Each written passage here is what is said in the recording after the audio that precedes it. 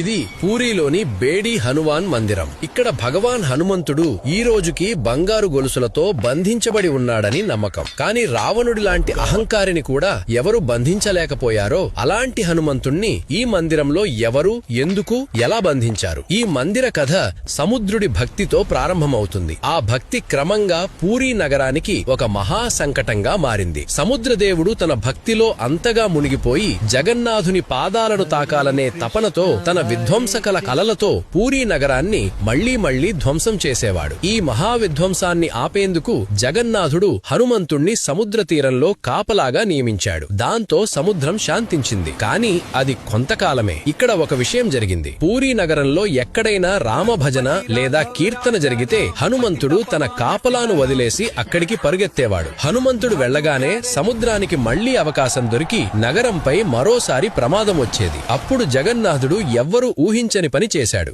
ఆయనే స్వయంగా సముద్ర తీరానికి వచ్చి హనుమంతుడితో ఇలా అన్నాడు: నీ శక్తి అంత గొప్పది, నిన్ను ఎవ్వరూ ఆపలేరు. అందుకే ఈ రోజు నేను స్వయంగా నిన్ను నీ కర్తవ్యపు బంధనాలలో బంధిస్తున్నాను. భగవాన్ తన భక్తుణ్ణి బంధించిన ఆ స్థలంలోనే తరువాత కాలంలో ఈ బేడి హనుమాన్ మందిరం నిర్మించబడింది. మీరు హనుమాన్ భక్తులైతే జై హనుమాన్ అని కామెంట్ చేయండి.